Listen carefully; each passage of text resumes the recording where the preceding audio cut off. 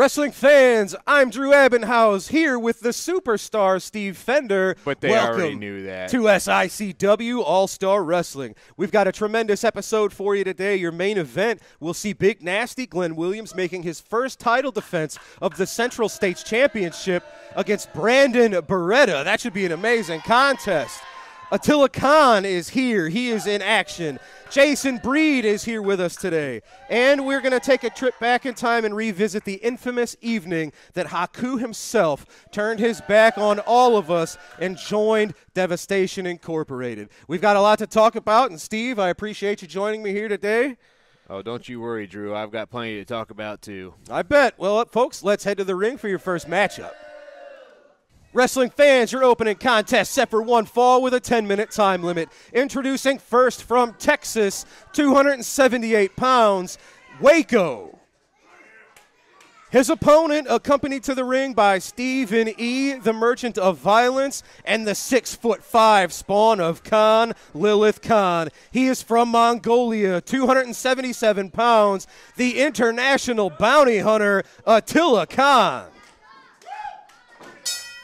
The bell is rung, the contest is underway, and Steve, this is going to be a heck of a match. Usually Waco's not used to facing someone like Attila, and what's interesting about Attila, the two of you utilize different methods, but both of you students of the all-time great Harley race. Well, let me tell you something, Drew. I've been in the ring with both of these people. Oh, my God. Obviously, I've been around for a long time, you know that. Yes, sir. So I've crossed paths with both of these guys many a time, believe me.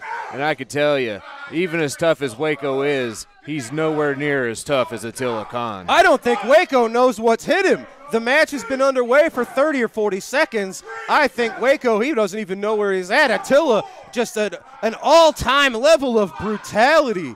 And he has to access this side of himself. Now we know November the 23rd, he's going to be one of 6 men doing battle in the ring for control of SICW. So Stephen E., Travis Cook, they're training Attila Khan to be the most vicious version of himself we've ever seen, and that's saying something.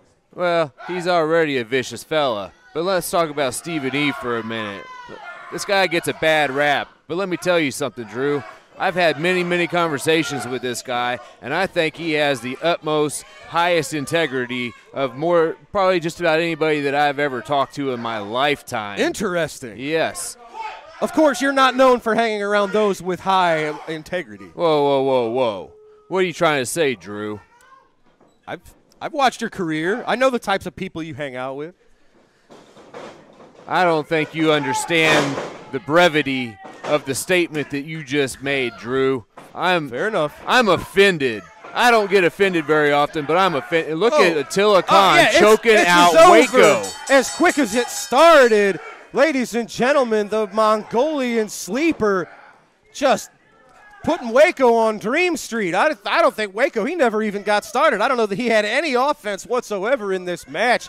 Stephen E. leading Attila Khan to victory as we approach arguably the most high-stakes match of Devastation Incorporated's career.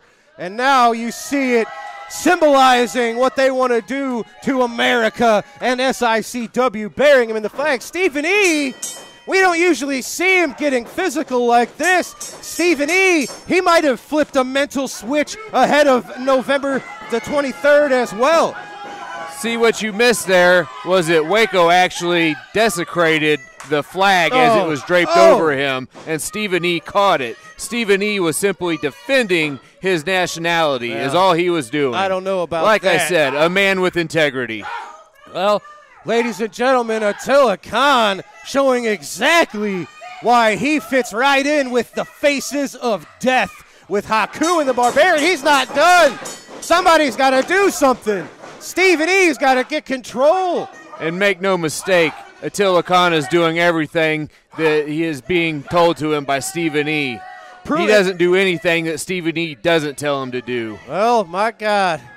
I tell you what, if this is the version of Attila we see November the 23rd, I fear for the future of SICW. He's still not done. Lilith Khan getting a little piece of the action as well. Devastation Incorporated, somebody's got to do something. Somebody's got to control these monsters. Well, it's obvious Waco had this coming.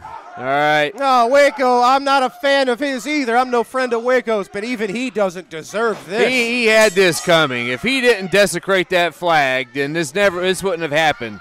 Attila Khan, Stephen E., Lila Khan, they all would have walked to the back and minded their own business once the match ended. Well, no pun intended. But no, he didn't. Devastation He couldn't let it go. Incorporated being absolutely devastating here today.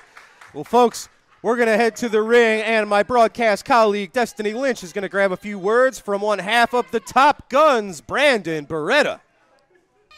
SICW, Destiny Lynch here, and this evening I'm with Brandon Beretta. Brandon, looks like the business is taking you around the country right now. How are you feeling, and how is it? It has been busy, to say the least, and I am super happy to be back here with SICW in the East Carondelet Community Center. There we go. You know, you said the business has been taking me all over, and you're absolutely right. You know, some would say it's the early beginnings of a road warrior path, you know, going all over from Cleveland, Ohio, Memphis, Tennessee, going to Atlanta, going to Indiana, going all over the place, doing things for multiple different promotions, whether it's NWA territory, whether it's OVW. But I'm here with SICW today. So, you know, the business, it's been picking up, and it's been going strong.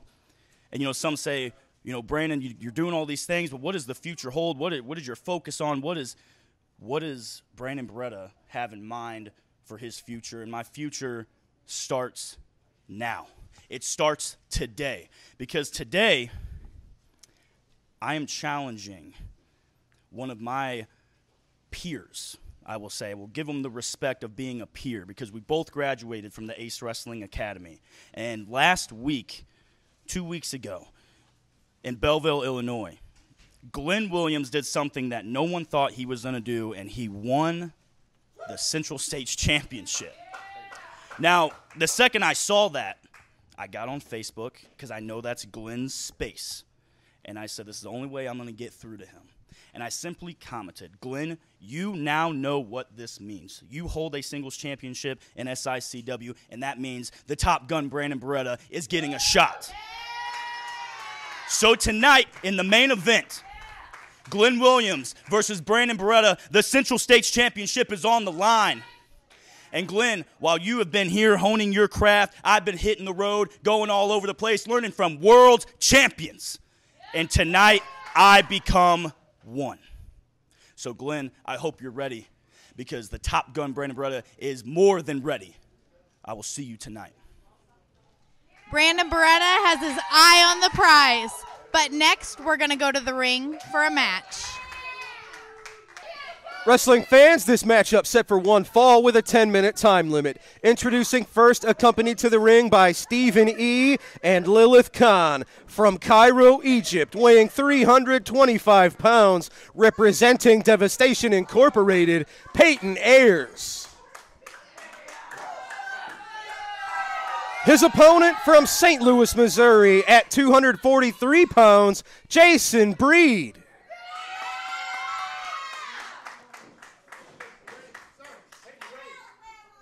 Referee is Andy Anderson, calls for the bell, and this really should be a tremendous contest. Jason Breed has proven in recent years he can go toe-to-toe with absolutely anyone, and I've said Peyton Ayers, I don't like the methods he's using. I could make a strong argument that Peyton Ayers is the most improved wrestler here in SICW over the last year or so.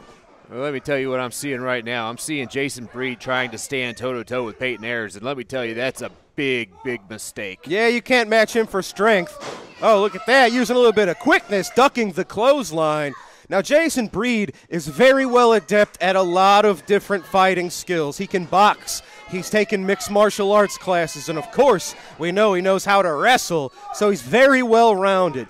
Peyton Ayers is a little more of a bruiser, uses his size and his strength to his advantage more often than not. Oh, man, look at that. Just that right fist right to the face. He dropped his guard, Drew. That's something that you got to watch out with Peyton Ayers. He's not afraid to throw that cheap shot in there. Well, and that's something that I think he's learned under the tutelage. Oh, man, back elbow to the face. That's something that Stephen E's helped him with Absolutely. over the Peyton months Ayers here. we used to know wouldn't do that, but now he doesn't mind at all if it means he gets the upper hand. The name of the game is to win. If you win, you make the money. That's it. If you make the money, you could buy whatever you want. Stephen E has got into Peyton Ayers' mind. He's drilled this message into Peyton Ayers, and Peyton Ayers has followed it. And now you're seeing the results. Well, he's driven some lessons into the mind of Peyton, but we just saw he drove that riding crop into the mind of Peyton, of Jason Breed, pardon. And Steve, I really do appreciate having you here because although you use those methods for evil sometimes, you embody the teachings of Harley Race. Harley Race, of course, was trained by Stanislaus Zbyszko in like the 20s and 30s. You go way back. Well, I'm sorry, that's when the Zbyszkos were wrestling. Harley was learned from them a little later than that. But point being, if you follow the tutelage and the lessons passed on from over a century ago, those methods and lessons passed down from the Zbyszkos to Harley to yourself make you a really unique competitor because you know tricks, tactics, and methods that were put into play 100 years ago that people have never seen before. So you have a different eye when you're watching these wrestling matches. That is correct, Drew. I know a lot of information. I've retained a lot of information. I've had a lot of information drilled into me by brute force and through conversations from the man himself, Handsome Harley Race. Let me tell you, a lot of times over the years, I've been doing this for 24 years now, Drew, and a lot of times this information's come in handy, and that is why I am a champion, a multi-time champion, because I know the tricks and the tricks and the trades of the trade to look out for. Peyton Ayers almost picked up the 3, but Jason Breed's a tough one. You mentioned that's why you've got gold. You are still, of course, the reigning AIWF National Heavyweight Champion, but a little bit of, I don't know what to call it, misfortune. We were recently at the Worldwide Technology Raceway, and Bobby, not to take anything away from him, he surprised me, he surprised the fans, and I think he surprised you. He caught you with that sharpshooter of his, and no offense, you submitted, and that was the Central States title was on the waist of Bobby D for 1 week. But that's trouble for you because Bobby lost the title to Glenn Williams before you could even get a rematch. We have all show to talk about that, but look in the ring right now. Jason Breed's making a comeback. Or he was anyway, but Peyton Ayers is one step ahead of him and shut him down, much like he should have. Absolutely. Peyton Ayers sitting under the learning tree of Stephen E., Travis Cook, Attila Khan. He's just gotten so much better. He was always good, but he's gained a confidence, and there is nobody in the SICW locker room that can stand toe-to-toe with the brute strength of Peyton Ayers. The man has raw ability, and Stephen E. saw that in him. And what's so impressive, our locker room is filled with people like yourself, 24 years of experience, like Jason Breed has. Peyton Ayers has only been doing this for about 4 years, and if he's already this good, my God, the sky's the limit.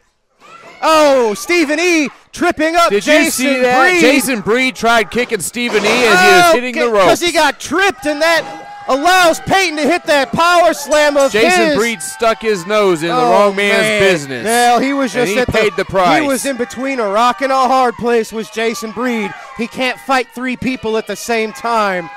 Peyton Ayers using the distraction to hit the slam and get the pinfall over Jason Breed. And Jason Breed, very wise, getting out of there. We saw Stephen E. recently viciously whipping people with the riding crop, burying people in the flag. Can you believe the reaction that Peyton Ayers and Stephen E. are getting? This is ridiculous. These people should be praising these men. Well, I think the people are giving them the praise that they deserve. All right, ladies and gentlemen, Devastation Incorporated once again leading their man to victory on All-Star Wrestling.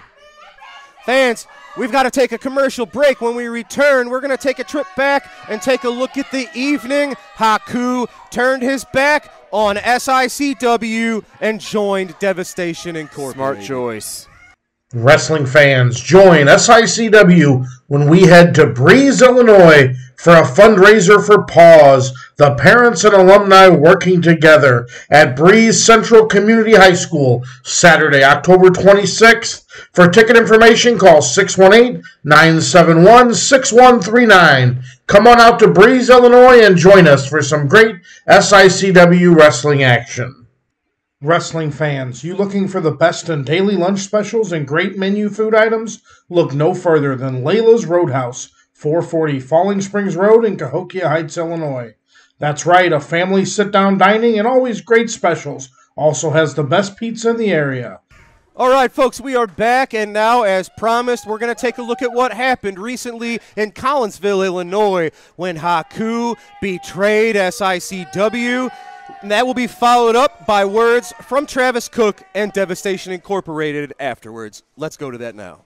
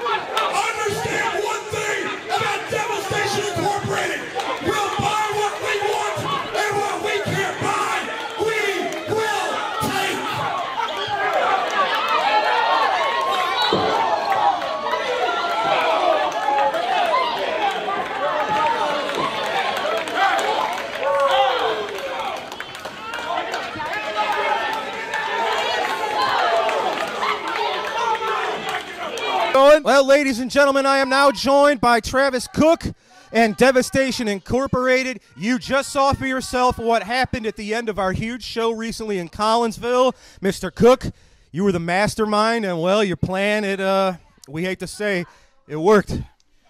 There is only one man walking on planet Earth who can walk in to the backstage area of Madison Square Garden, or the backstage area of the Tokyo Dome, or the backstage area of the Arena Mexico, or any major wrestling venue in this country, and everybody will stand back, everybody will give him space, and nobody dares say anything to offend him. That one and only person is Haku. But not only is Haku the toughest man walking the planet, he's also always been a very astute businessman for years and years and years. He's made the most out of his career. And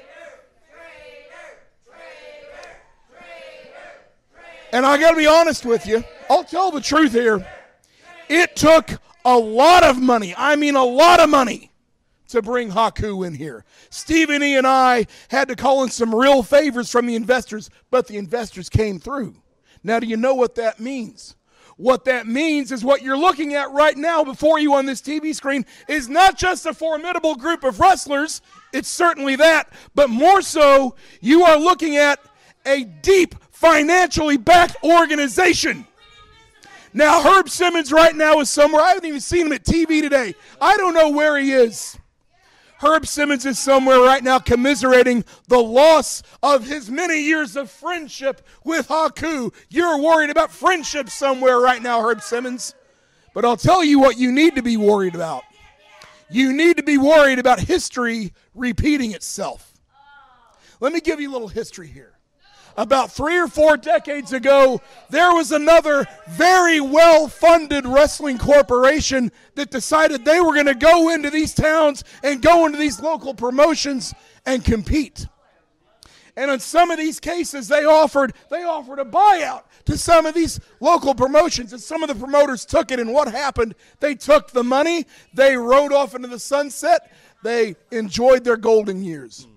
But a lot of these promotions, they didn't take the buyouts. They thought, we'll stand and fight against this big corporation. We'll take them on. We'll pool our resources with the other promoters. They couldn't get along long enough to order lunch. And what happened? Long story short, they all bit the dust. They all went out of business. Now, Herb Simmons, you have an offer, a very generous offer, that Stephen E. gave to you a few months ago. You haven't said a word about it. You've been sitting on it, but I think you need to understand what you've got before you right now. You have an organization that you're dealing with that has more money than you can ever compete with. And you've got a decision to make. Are you going to be the smart local promoter that takes the buyout and sells out so that Devastation Incorporated can bring about the new SICW, a wrestling promotion that these rednecks can finally be proud of? Or are you going to be bullheaded? Are you going to be stubborn? And are you going to really think you can fight this thing? Because the best friend you ever had, Larry Matizik, God rest his soul, he had to make a decision very much like this back in 1983 and 1984, and you know exactly what he went through when he had to make that decision. You, Herb Simmons, are in those same shoes right now. Make the right decision. Ladies and gentlemen, if Devastation Incorporated wasn't dangerous enough, they've added the most dangerous man in the wrestling business to their ranks. God help us all. God help SICW.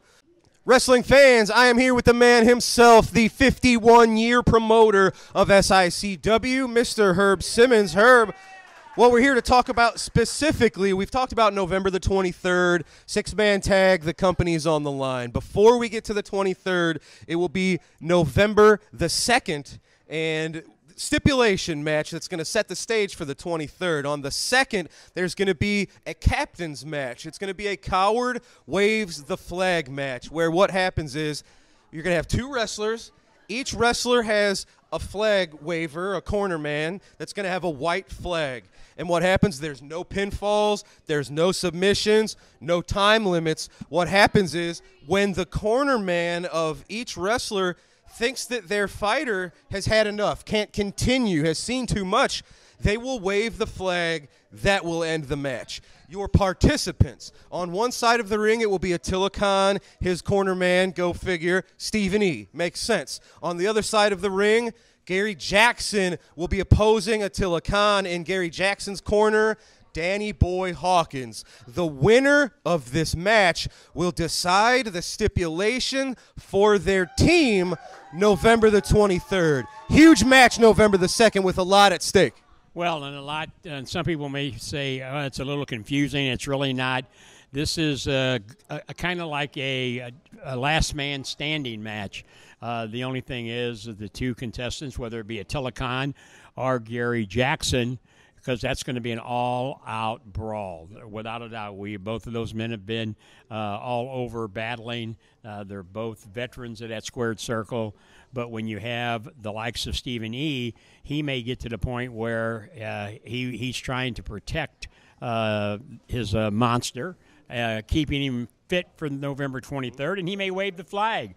Or Danny Boy may say, hey, I don't want to gamble it here. So you'll have to come on November 2nd to find out who the tougher of those two men are going to be, because I hope I'm there, and I hope all the fans come out. Absolutely. Now, it's hard to imagine anybody involved in this situation surrendering, giving up with such huge stakes on the line. But that almost becomes, you're a little bit of a poker player. That's a little bit of a, do you hold your hand and wait because you want to really play your full deck on November the 23rd, or is it worth laying all your cards on the line on the 2nd to try to get the advantage on the 23rd? There's a lot going on, and there's really a lot of strategy that's going to come with this very violent match as well. Well, I think the way you have to look at it, what if something happens on November 2nd to either one of those contestants? It eliminates them out of the November 23rd match. So, yeah, there's a lot of moving parts there. But, again, I hope Gary Jackson, the All-American hero out there, that whole team from November 23rd is going to come out victorious, because I have a lot to lose. The fans have a lot to lose on November 23rd. We've all got a lot to lose. Who knows if we want to keep this job here, if the entire face of the company changes. So I hope you know what you're doing, too, signing these contracts. Well, that's why we have an attorney, and a real attorney, not the Lucky P. Larson stuff. But and that's why I'm glad he was with us a few weeks ago. My attorney, Charlie Swartout, and he'll lead me in the right direction. Of course, he's not in that squared circle battling like Ron Powers and Danny Boy and Gary Jackson's going to have to do. You bet. Well, that's stakes getting crazy around here as we get closer to November the 23rd. But the first stop on the way is November the 2nd in Belleville, Illinois. Fans, we hope to see you there. Herb, I appreciate your time. We've got to take a commercial break. When we come back from the break, we're going to see what you've got lined up for us on this week's Promoter's Corner.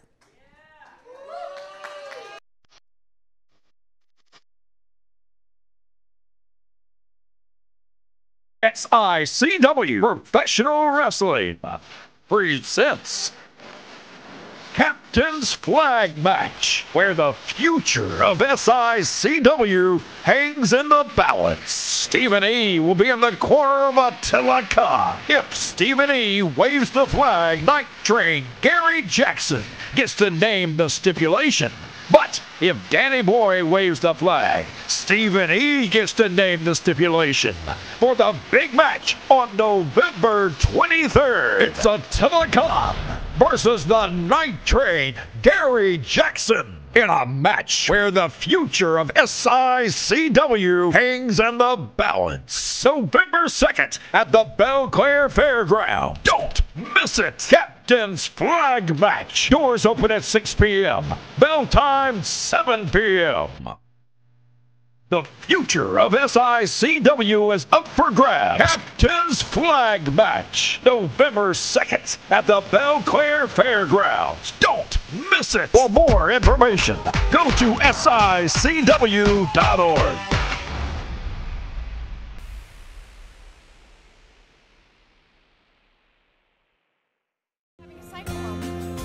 I am, yeah.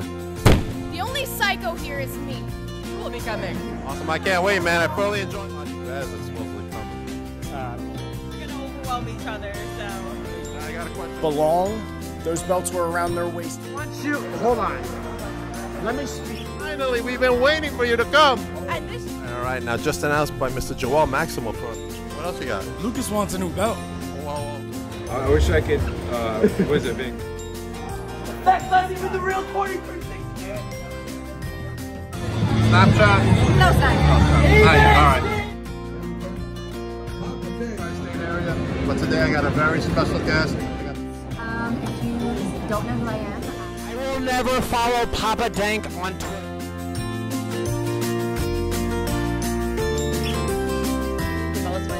Have been my favorite wrestlers, and it's like the first time.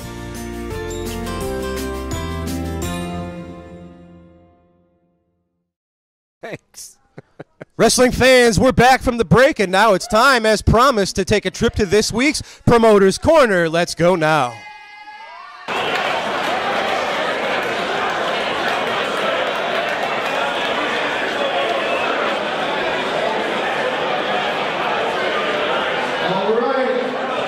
Ladies and gentlemen, at this time, we're going to bring out our next esteemed legend. Please give a warm welcome to Buff Bagwell.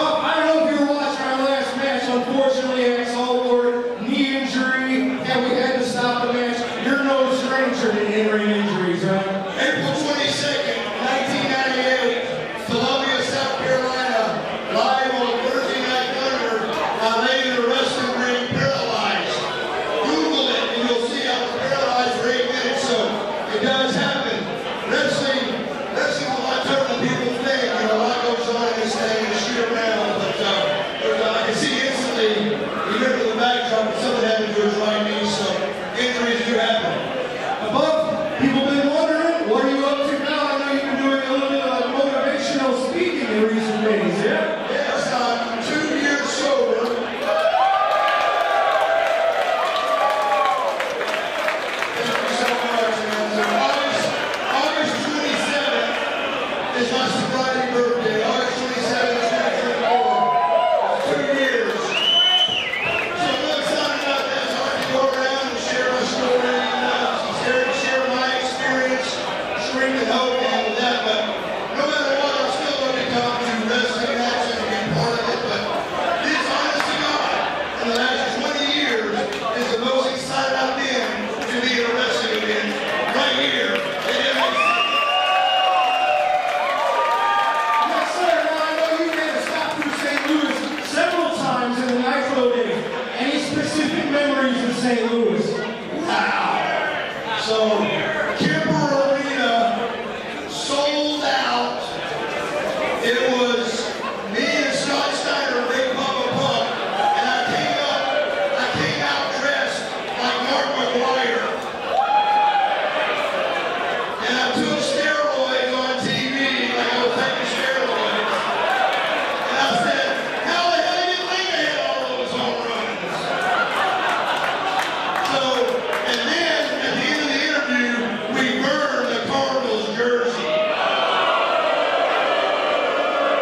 Sorry, I'm a huge Cardinals fan, but we burned it. And brother, it was the day after Mark McGuire won the home run record. And I thought they were going to kill us. How'd you make it out of St. Louis alive? Don't know. What are you up to now? Folks are interested. How can they follow you? What do you got going on?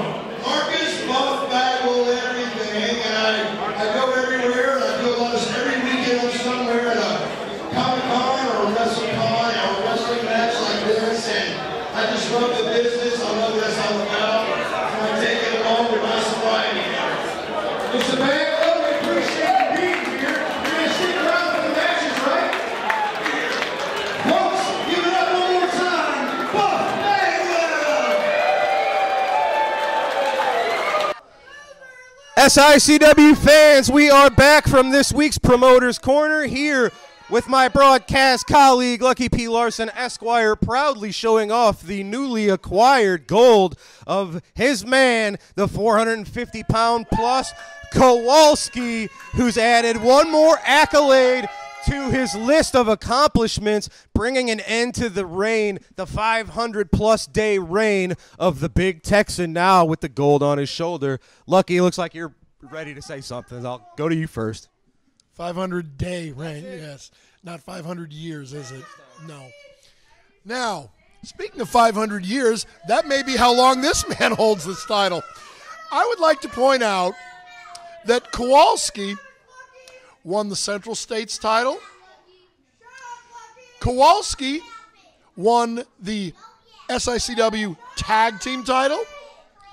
And now Kowalski has won the big one, the Classic Wrestling Championship, which makes Kowalski a Triple Crown champion in SICW. Right or wrong? You're right about that. Kowalski, the 2-ton walking mountain, walked through the Big Texan like a knife through butter. Wasn't that easy? This man walked into the ring against all odds. His spiritual advisor, Lucky P. Larson Esquire, unjustly handcuffed to the ring post. Even though I have a broken arm and I'm in pain, I was still subjected to being handcuffed to the ring while these ungrateful heathens all cheered, while you smiled. But still, all on his own, this man, a technical wizard of professional wrestling, arm drags here and drop toe holds there. This man walked right through the Big Texan and is now the Classic Wrestling Champion. And his first challenger is an old friend, Curtis Wilde. Curtis Wilde, next week, you want to shoot your shot at the big man? You better bring a howitzer, because this man, the 2-ton walking mountain, is going to avalanche all over you. Well, that remains to be seen. This could be a very short title reign. We'll find out in next week's main event. Kowalski, nope. No disrespect intended. I got to give you credit. We say all the time on commentary, this is the best version of yourself we've ever seen. You've been the Central States champ. You've been a tag champ.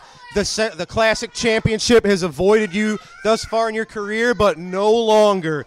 This is arguably the greatest achievement of your career, putting an end to the 500-plus day reign of the Big Texan, now proudly wearing the highest prize here in SICW. We might not have liked the methods, but you walked through hell to get this done. There were no rules. He did not break a rule. You can't break a rule when there are no rules. Thanks. Tables were involved. The briefcase was involved. Handcuffs were involved. You got it done. I got to give you a congratulations for your big moment. You said I walked through hell? I am the hell, Drew.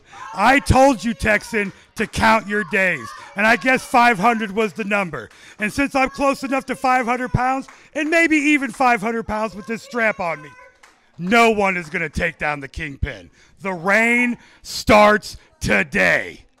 And one other thing, you say this is the best version of Kowalski? Why do you think that is? What do all his title reigns have in common? Tell him. You think it's about yourself. I'm going to give the man himself more credit. Teamwork, brains, and brawn. Well, we're going to find out, fans. Next week, your main event, this title will be on the line on All-Star Wrestling. We've got to take our final commercial break. When we come back tonight, it's the Central States Championship on the line as Brandon Beretta challenges the newly crowned Glenn Williams right after this.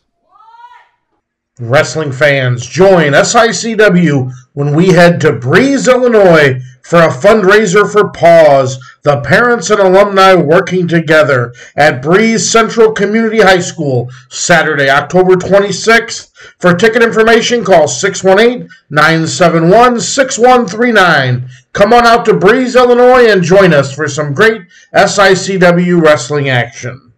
Wrestling fans, on Saturday, November 2nd, when SICW returns to the Belclair Fairgrounds, a captain's match has been signed. It will be Attila Khan versus Gary Jackson.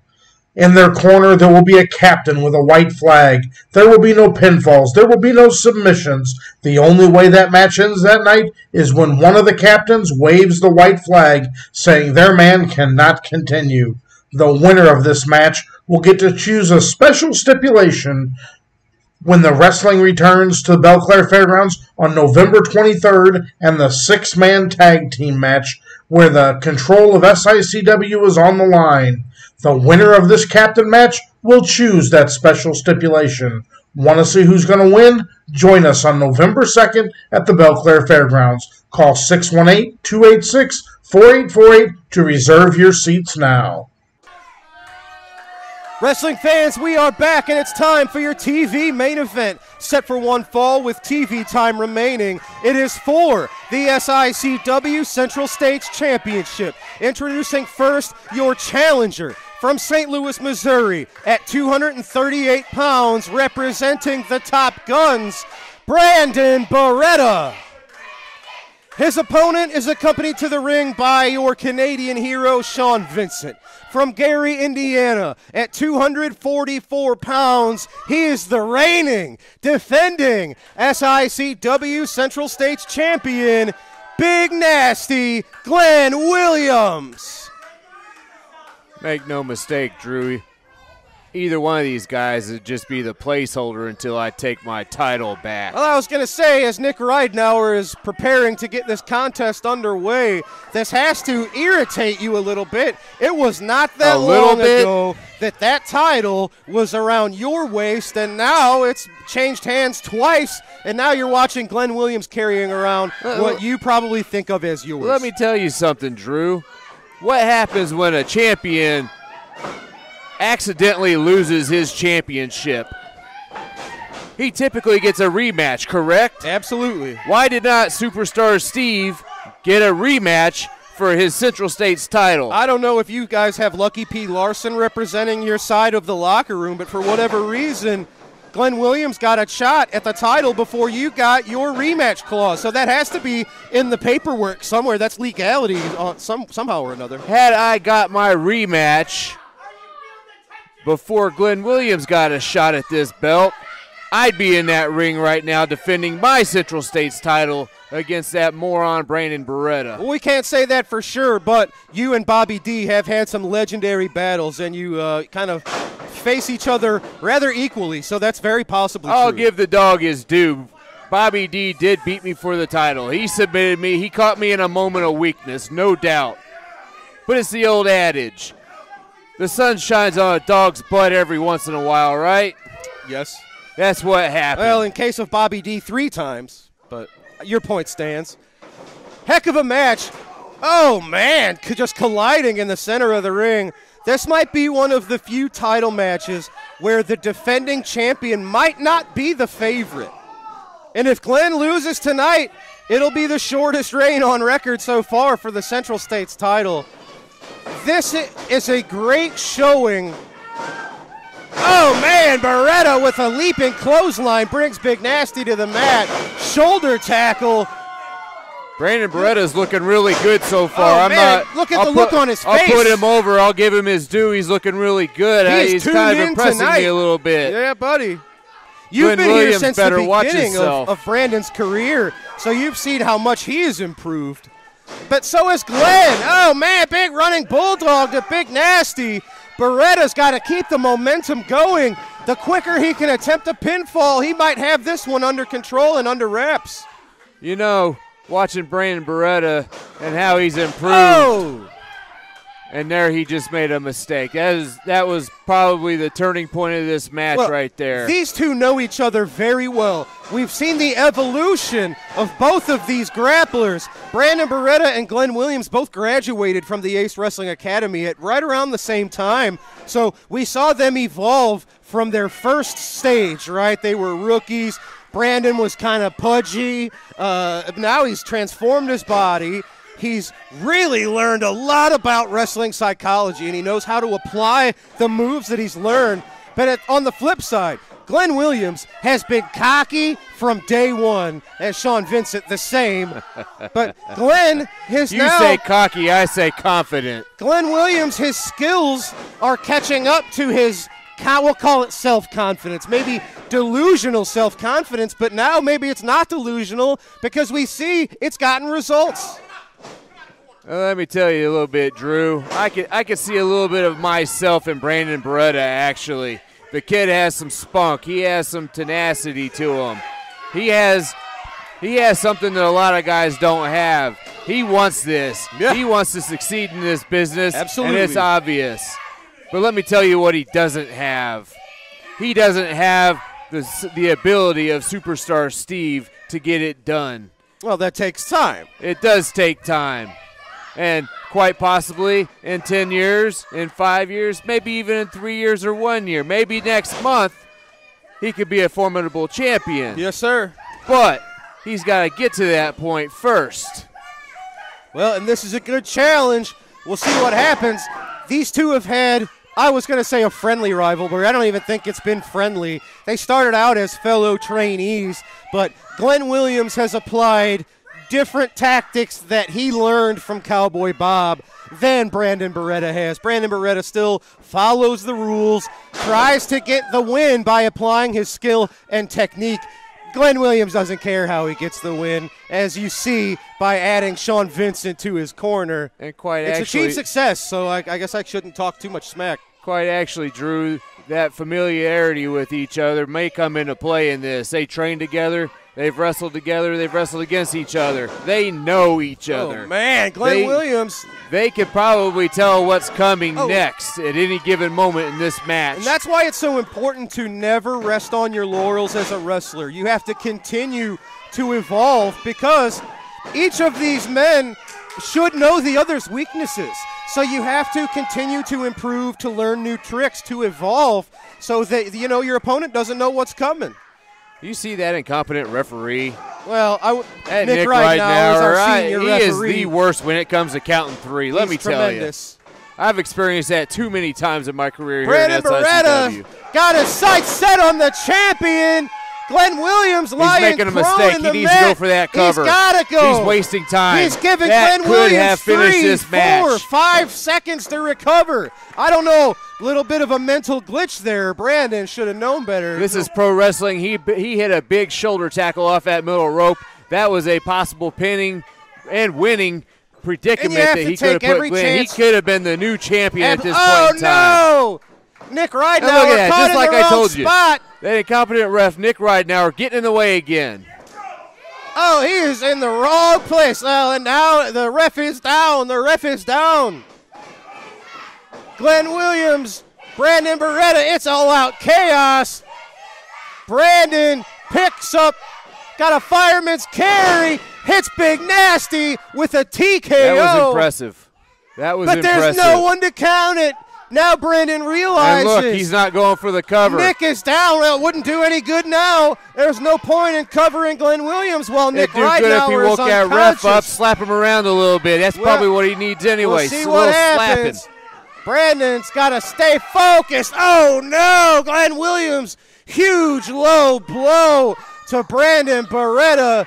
Sean Vincent. Did you see that? Sliding a chair in the Did you see ring. that? Hold Glenn on. Williams tried Here's to do Bobby the mandible D. claw on his Bobby thigh. D in here trying to stop Sean Vincent and Glenn Williams from doing what Bobby they D did to sticking him. his nose into But business Bobby, that ain't his. Nick Ridenauer just came to. He saw it. Nick Ridenauer called for the bell. Oh, man. Talk about horrible timing. See that Bobby Brandon D is Beretta. a glory hound. Beretta's are very justifiably frustrated.